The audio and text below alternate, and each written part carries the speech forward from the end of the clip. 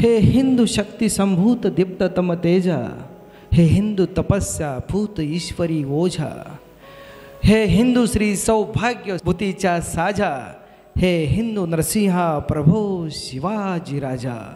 आकाशापेक्षा विशाल, सागरापेक्षा खोल, चंदनापेक्षा शीतल, गुलाबापेक्षा कोमल, मंदिरा इतकंच पवित्र असं एकमेव चरित्र छत्रपती शिवाजी महाराज.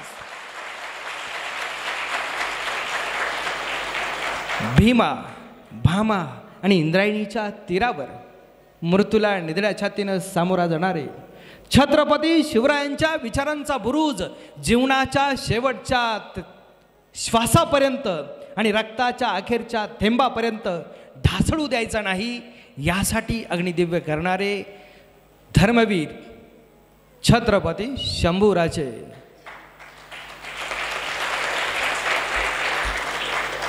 तीनशेवी जन्मशताब्दी ज्यांची साजरी करतोय त्या धर्मरक्षक पुण्यश्लोक अहिल्याबाई होळकर आणि एकूण तमाम देवदेवतांना महापुरुषांना अभिवादन करून राष्ट्रीय स्वयंसेवक संघ देहू गटाच्या खरं तर चिखली नगराच्या या दीपावली स्नेहमिलनाच्या निमित्तानं व्यासपीठावर उपस्थित असणारे 2 मान्यवर आणि समोर उपस्थित असणारे अनेक मान्यवर, त्यामध्ये ज्यांनी नुकतंच अतिथी म्हणून मनोगत व्यक्त केलं ते सकाळचे उपसंपादक आमचे सन्माननीय मार्गदर्शक आदरणीय पितांबरजी प्रल्हादजी लोहार, समोर उपस्थित असणारे, आपण चिखलीत राहतो आहे, आपण पिंपरी चिंचवडमध्ये राहतो आहे, फक्त पिंपरी चिंचवडच नाही, पुणे जिल्हाच नाही, महाराष्ट्रच नाही तर देशामध्ये असा एक आमदार आहे जो हिंदुत्वाचा बुलंद आवाज घेऊन जातो. त्यांचं नाव महेश दादा आहे आणि त्या महेश दादांचे वडील आदरणीय ज्येष्ठ मार्गदर्शक किसनजी लांडगे या ठिकाणी उपस्थित आहेत. नगरसेवक दिनेशजी यादव आहेत, नगरसेवक संतोषजी मोरे आहेत, इकडे दिनेशजी नेवाळे आहेत, या बाजूला जिल्ह्याचं काम पाहणारे श्रेयसजी, तेजसजी, भास्करजी रिकामे असे सगळे मान्यवर आहेत. इथं श्रीकृष्णजी काशीत या कार्यवाह म्हणून काम करणारे आहेत, जे सुंदरचं निवेदन करतायत. संघाला समर्पित असणारे चिरंतनजी कुलकर्णी आहेत, नितीनजी साळी आहेत, इकडे आमचे सामाजिक कार्यकर्ते मळेकर साहेब आहेत आणि उपस्थित आपण सर्व या हिंदुत्वाच्या विचाराशी प्रामाणिकपणे काम करणारे, पडद्याच्या मागे राहणारे आपण सर्व बंधू भगिनींनो.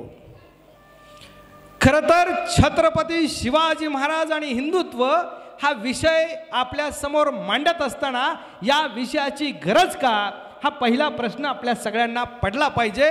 असं जेव्हा मला वाटतं तेव्हा कार्यक्रमाचं नाव आहे दीपावली स्नेहमिलन. दीपावलीच्या आपल्या सर्वांना शुभेच्छा देत असताना आणि आपल्या सर्वांच्या शुभेच्छा घेत असताना महत्त्वाची गोष्ट आहे, या शुभेच्छा आज मी आपल्याला देऊ शकतो त्याचं कारण फक्त हिंदू आहे, हिंदुत्व आहे, छत्रपती शिवाजी आहे.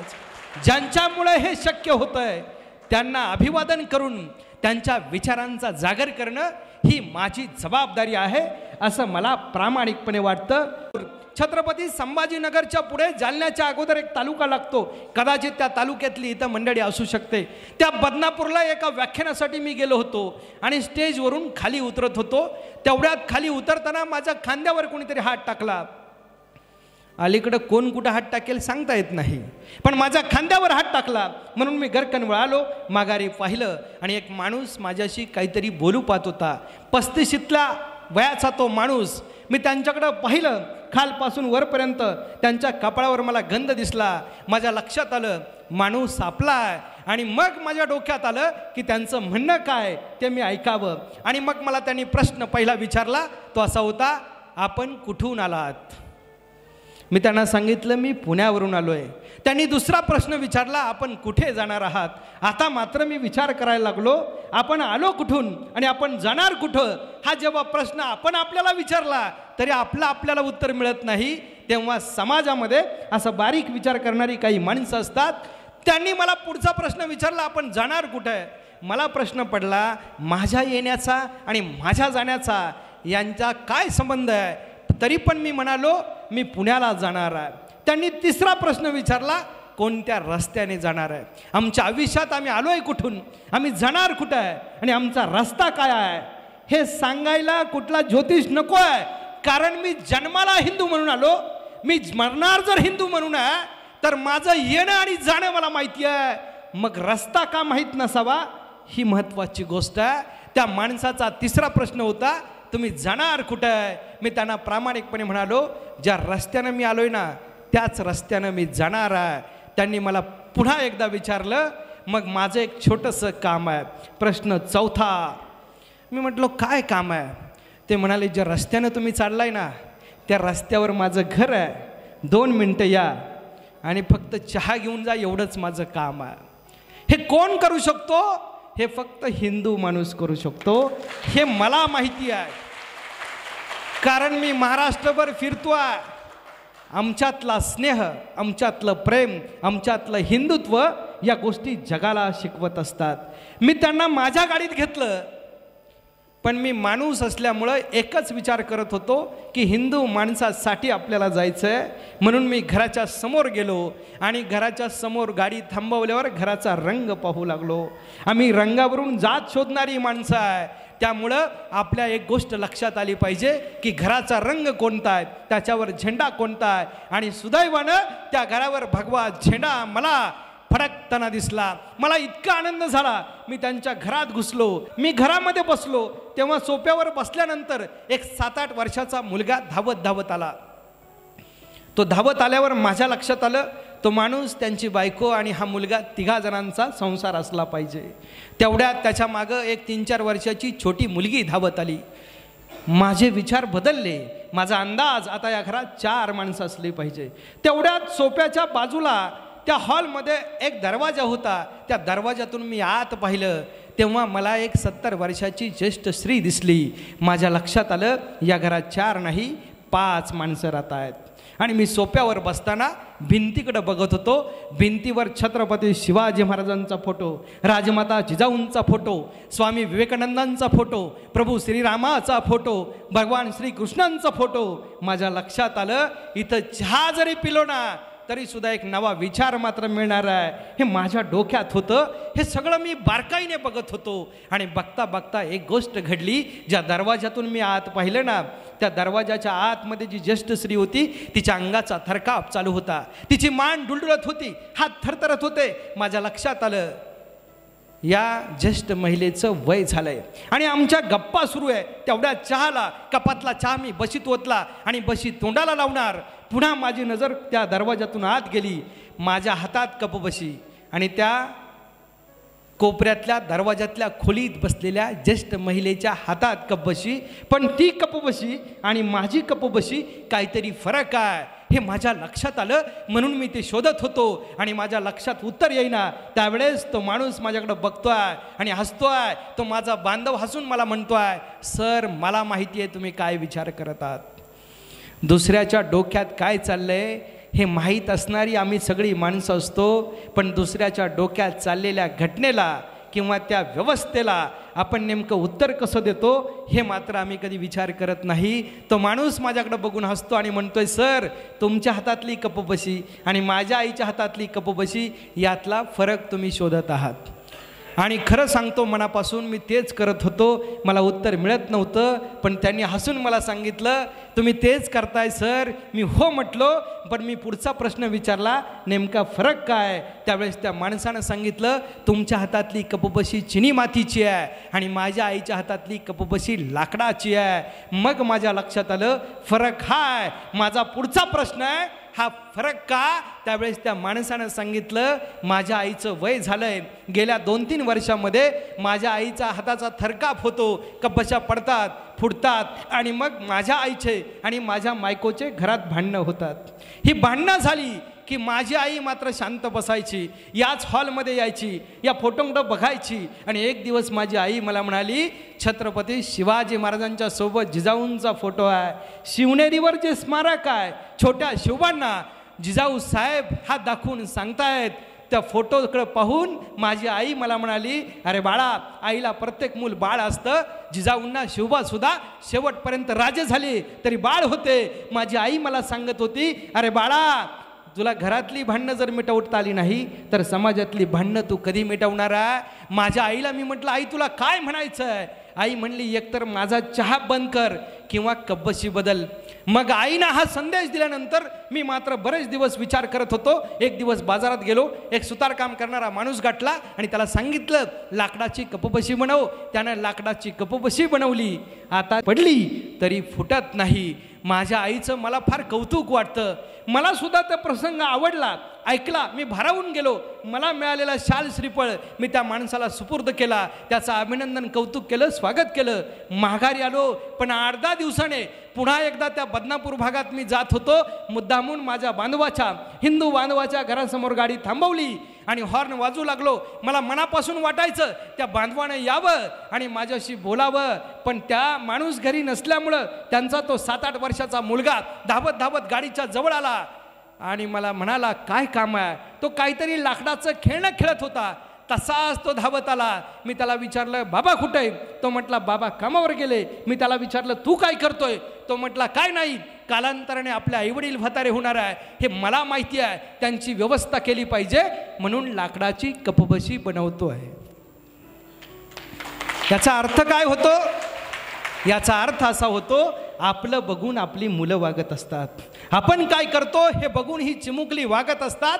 छत्रपती शिवाजी महाराजांच्या जिजाऊंना सुद्धा हेच शिवबांना सांगायचं होतं, शिवबा राजे तुम्ही जन्माला आलाय ना, पण समाजाची परिस्थिती बघा. इथं स्वतःच्या मर्जीनं वागता येत नाही, इथं स्वतःच्या मनाप्रमाणे जगता येत नाही. इथं मुघलांचा गुलाम म्हणून वागावं लागतं, इथं इस्लामांचा गुलाम म्हणून जर जगावं लागत असेल तर याच्यावर क्रांती केली पाहिजे. याच्यावर हिंदुत्वाचा विचार करून संस्कार करणारी ती राजमाता जिजाऊ माऊली त्या शिवबांना सांगत राहिली. रामायण महाभारत पाठ करून घेऊ लागली, वाचू लागली, पण त्याच्यासोबत एक विचार दिला. वेदही शिवाजी महाराजांकडून पाठ करून घेतले, पण हे सगळं करत असताना त्या जिजाऊंनी शिवबांना सांगितलं, शिवबाराचे रामायण महत्त्वाचं आहे, महाभारतही महत्त्वाचं आहे, वेदही पठण केले पाहिजे, पण नुसते वेद पठण नाही, वेदना जाणायला शिकलं पाहिजे. समाजाच्या वेदना जो जाणतो तो खरा राजा असतो.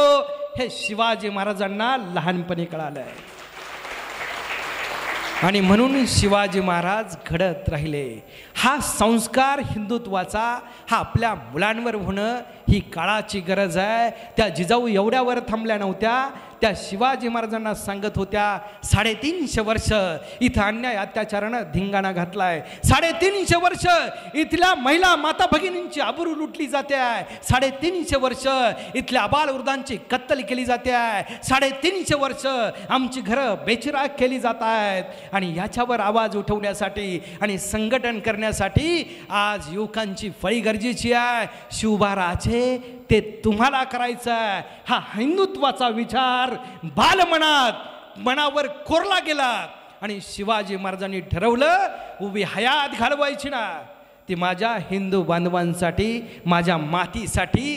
आम्हाला व्याख्या म्हणजे काय? मी हिंदू माता पित्यांच्या बायबापांच्या पोटी जन्माला आलो म्हणून हिंदू झालो, हे खरं आहे. पण एवढ्यावर ती व्याख्या थांबत नाही. ती व्याख्या अशी आहे, सिंधू नदीपासून सागरापर्यंत जो या भूमीला मातृभूमी, पुण्यभूमी, पितृभूमी मानतो तो खरा हिंदू असतो. हे काम आपलं आहे, ही महत्त्वाची गोष्ट आहे. आणि म्हणून हिंदू म्हणून आपण जर जन्माला आलो असेल, आमचं भाग्य आहे. ज्या मातीमध्ये प्रभू श्रीरामांचा जन्म झाला, ज्या मातीमध्ये भगवान श्रीकृष्ण जन्माला आले, ज्या मातीमध्ये गुरु गोविंद सिंग जन्माला आले, ज्या मातीमध्ये छत्रपती शिवाजी महाराज संभाजीराजे जन्माला आले, त्या मातीत तुमचा आमचा जन्म आहे. ही आपल्यासाठी भाग्याची गोष्ट आहे. पण त्यांनी जो विचार दिला आहे तो विचार कृतीत आणणं ही जबाबदारी कुणाची आहे, हा प्रश्न आपल्याला पडला पाहिजे. हे मला मनापासून वाटतं. आणि त्याची उत्तर जेव्हा मी शोधतो ना, तेव्हा काल परवा मी एक खरं तर कविता वाचली. वास्तविकतेचं, आपल्या इतिहासाचं आणि येणाऱ्या काळाचं चिंतन मांडणाऱ्या कवितेच्या 4 ओळी मला जेव्हा महत्त्वाच्या वाटतात, तेव्हा आमचा कालचा वारसा, आजचं वर्तमान आणि उद्याचं भविष्य कशात सामावलं आहे हे लक्षात येतं. तेव्हा या 4 ओळी महत्त्वाच्या वाटतात. त्या 4 ओळीमध्ये पहिल्या सुरुवातीला कवी असं म्हणतो, पूर्वी बरंच बरं असायचं, सारं खरं खरंच असायचं. पूर्वी घराला ओसरी असायची, जात्यावर आजी बसायची, तिच्या तोंडामध्ये ओवी असायची. पूर्वी घराघरात पहाट व्हायची, प्रत्येकाच्या उराउरात ज्ञानेश्वरी फुलायची, तुकोबांच्या अभंगाने सूर्य उजळून निघायचा, गावही त्यावेळी पंढरपूर बनायचा. आमचं गाव हे तीर्थक्षेत्र असायचं. ही पूर्वीची स्थिती आहे. पूर्वी घराला उजळवणारा एक दिवा असायचा, बालगोपाळांचा मेळा त्याच्या भोवती जमायचा, गोष्टी ऐकता ऐकता मांडीवर डोळे लागायचे, पुस्तकांपेक्षाही आजीबाबा खूप सुंदर बोलायचे.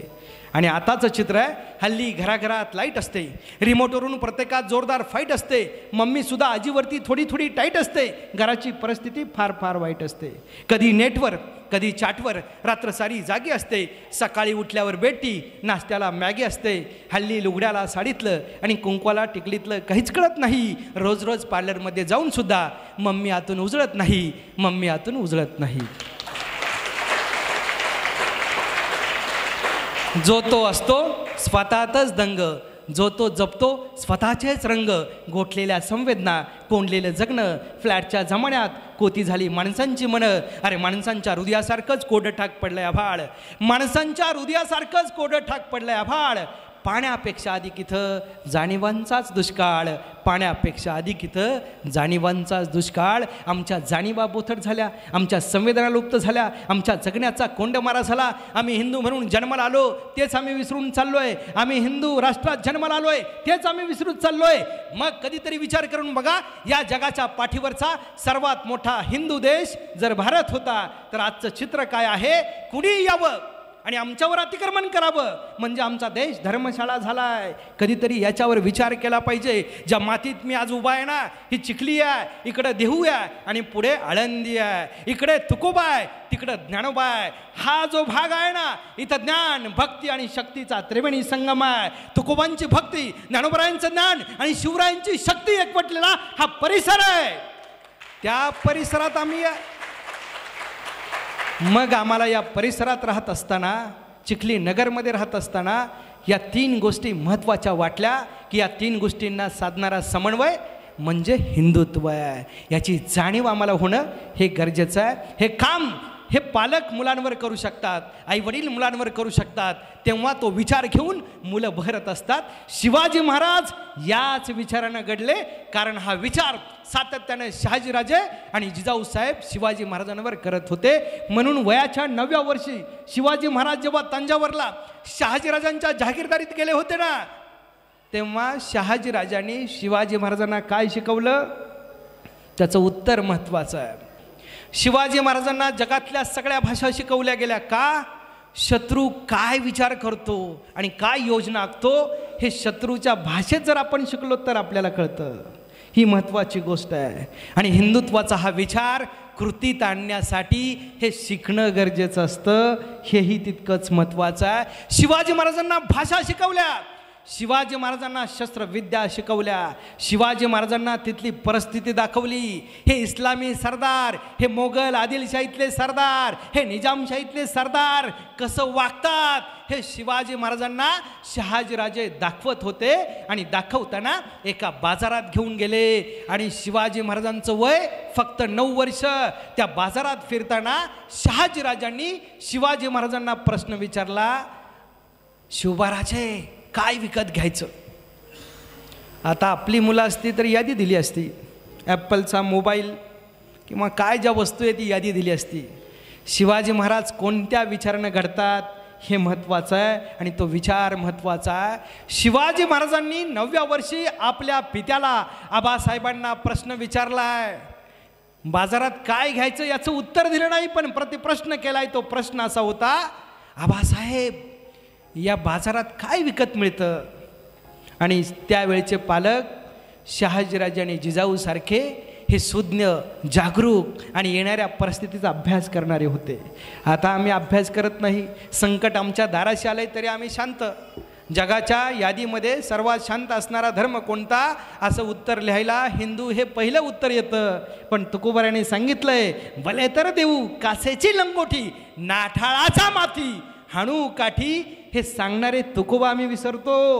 हिंदुत्वाची जाण असलेल्या माणसाला हे माहिती पाहिजे. जगाच्या स्पर्धेमध्ये मी मगाशी सांगत होतो, आम्ही चिखलीत आहे, आमच्याकडं वारकरी शिक्षण संस्था आहे, कुठलाही पगार शिक्षकांना दिला जात नाही, कुठलीही फी त्या वारकऱ्यांकडून घेतली जात नाही. हजारो वारकरी तयार होतात आणि प्रबोधनाचं, कीर्तनाचं, प्रवचनाचं काम करतात. ही आमच्या हिंदुत्वाची शिकवण आहे. पण आमच्या बाजूला बघतो तेव्हा आमच्या लक्षात येतं लाखोंचं अनुदान अल्पसंख्याकांच्या नावाखाली लुटलेलं, आणि तो विघातक कामं करण्यासाठी धर्मकेंद्र उभा करतो. हा फरक कधीतरी आम्ही लक्षात घेतला पाहिजे. जर विघातक काम करणाऱ्यांच्या संघटना तयार होतात तर चांगली काम करणारा आमचा समाज एकवटत का नाही, हा माझा प्रश्न आहे आणि हे महत्त्वाचं आहे. हाच विचार जिजाऊ आणि शिवबा या शिवबांच्या डोक्यावर जिजाऊ आणि शहाजीराजे करत होते आणि सातत्याने त्या विचारांचा प्रभाव ठेवत होते. म्हणून शिवाजी महाराज हा विचार करत होते. त्या बाजारातला प्रश्न होता शिवाजी महाराजांचा आबासाहेबांना, आबासाहेब या बाजारात काय काय विकत मिळतं, हा पहिला प्रश्न आहे. त्याचं उत्तर त्यांनी दिलेलं असं होतं, इथं सोनं नाणं चांदी जळ जवाहीर सारं, घोड्या हत्ती उंट विकत मिळतं, अगदी बाई आणि बाटली सुद्धा विकत मिळते. हे 9व्या वर्षी शिवाजी महाराज विचार करतायत. ज्या बाजारात बाई बाटली सारं विकत मिळतं त्या बाजारात पुढचा प्रश्न आपल्या पित्याला विचारणारा हा 9 वर्षाचा शिवबा, आणि त्यांचा प्रश्न आहे, आबासाहेब या बाजारात विकत मिळत नाही ते काय. आपण असतो तर म्हणलो असतो माझ्या पोराला काही कळत नाही, माझ्यासारखा शिक्षक म्हटला असता 2 दिवसांनी अभ्यास करून येतो मग उत्तर सांगतो. ही वस्तुस्थिती आहे. पण शिवाजी महाराजांचे वडील शहाजीराजे भोसले आबासाहेब किती सखोल चिंतन करतात, आणि मुलं घडवताना आपल्या विचारांचा प्रभाव, आपल्या धर्माचा प्रभाव जर मुलांवर पडायचा असेल तर काय करावं लागतं हे पहिलं शिकणं गरजेचं आहे. आणि मग हिंदुत्वाची नवी फळी, नव्या विचारांचा जोम असलेली ही युवा पिढी तयार होऊ शकते. ते काम राष्ट्रीय स्वयंसेवक करत आहे. पण ते काम पडद्याच्या मागे राहून करत असताना काही ठोस कामं करण्याची गरज समाजातल्या लोकांची आहे, हे ओळखणं सुद्धा महत्त्वाचं आहे. शिवाजी महाराजांचा प्रश्न आहे, या बाजारात विकत मिळत नाही ते काय, आणि उत्तर काय माहिती आहे. शहाजीराजे म्हटले असते 2-4 दिवसांनी बघू, पण त्यांनी तसं केलं नाही. सुज्ञ पालक, सुज्ञ आईबाप हा विचार करत असतात. त्यांनी सांगितलं, शिवबाराजे या बाजारात सारं विकत मिळतं, सारं विकत मिळतं, एक गोष्ट विकत मिळत नाही, तिचं नाव स्वातंत्र्य आहे. स्वातंत्र्य.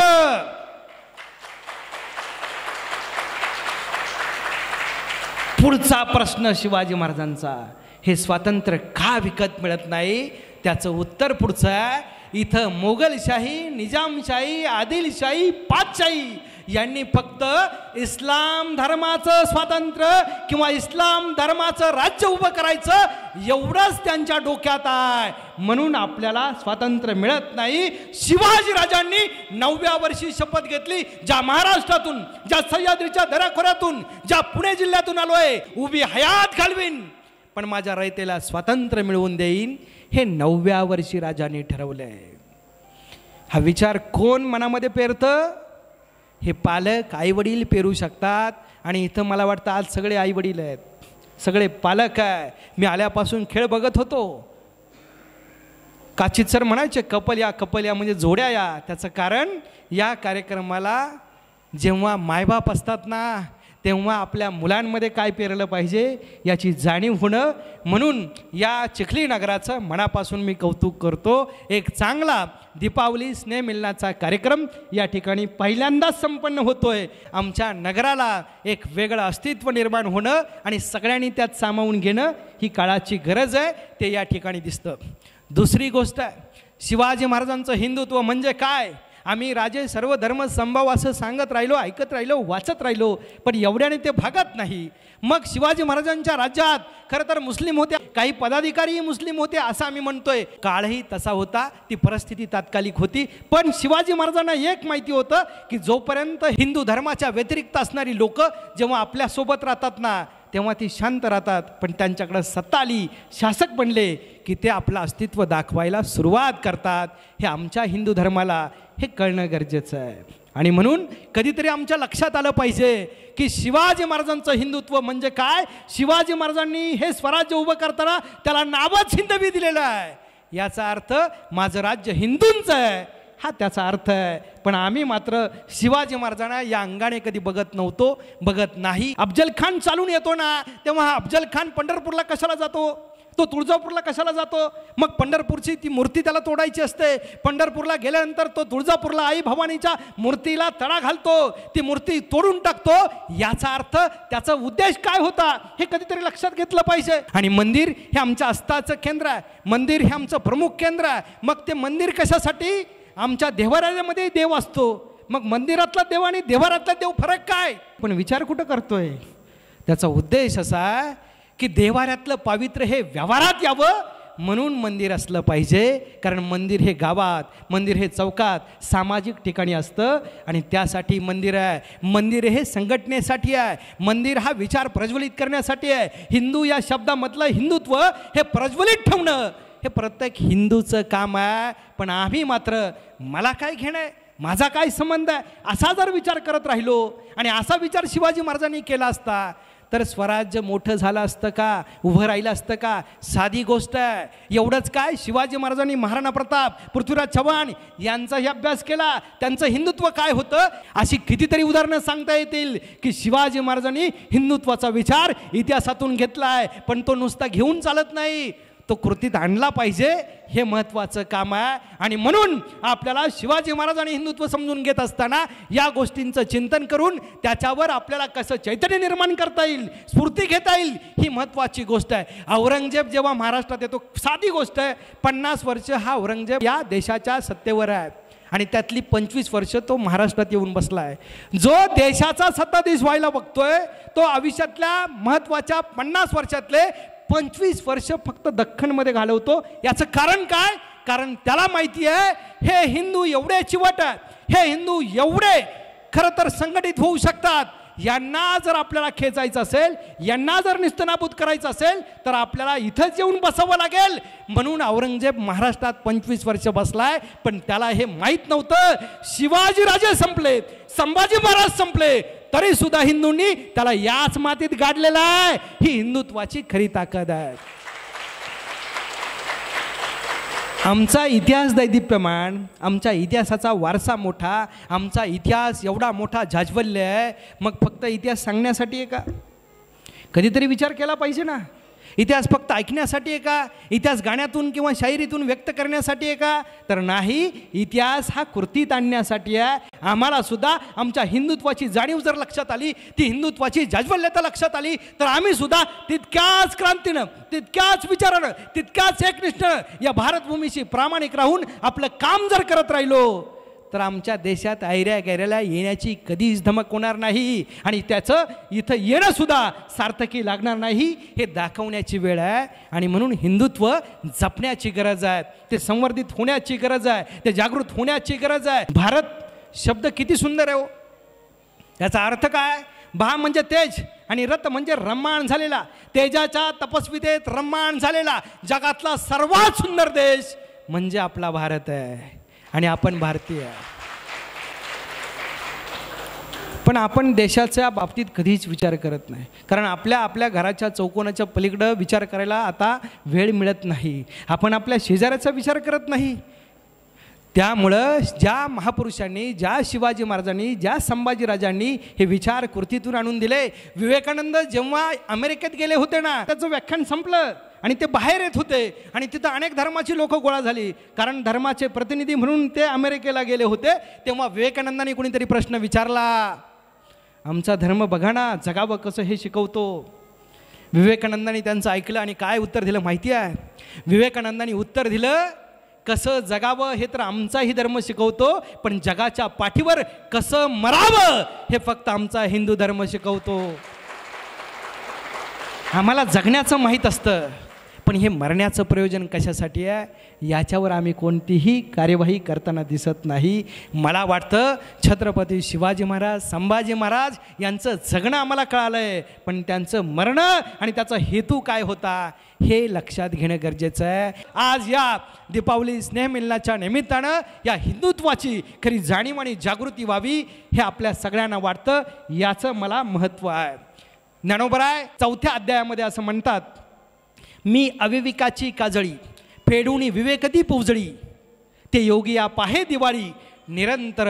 याचा अर्थ काय आहे? आमच्या डोक्यात जी काजळी आहे, आमच्या डोळ्यावर जो चष्मा आहे, आमच्या डोक्यात जे भूत आहे ते सगळं बाजूला काढायचं आहे. आम्ही दिवाळी म्हणजे अज्ञानाचा अंधकार दूर करून ज्ञानाचा दीप लावणं हे जर म्हणत असू ना, ज्ञानोबराय तेच म्हणतात की तुमच्या डोक्यात जी अविवेकाची काजळी आहे, जी तुमच्यावर खरं तर आपण बघतो एखाद्या काचेला जेव्हा काजळी येते तेव्हा स्पष्ट दिसत नाही, तसंच झालं आहे आमच्या हिंदुत्वाचं आणि आमच्या धर्माचं. आमच्यावर जी काजळी आलेली आहे ती बाजूला काढण्याची वेळ आहे आणि खरी दिवाळी त्यासाठी सार्थकी लावणं ही काळाची गरज आहे. आणि म्हणून हे आपल्या लक्षात येणं ही गरज आहे. एक गोष्ट तुम्ही सगळ्यांनी ऐकलेली असते की एक तलाव आहे, तलावाच्या काठावर एक झाड आहे, झाडावर एक कबूतर बसलं आहे आणि त्या झाडाच्या खाली जो तलाव आहे त्यामध्ये एक मुंगी पडलेली आहे. मुंगीचा जीव गुदमरतो आहे, तिला वाचवणारं कोणी दिसत नाही, तिला वाचवावं असं कुणाला वाटत नाही. त्यावेळेस झाडावर बसलेलं कबूतर आहे, ते विचार करतंय, ते पान तोडतंय, ते पाण्यात टाकतंय,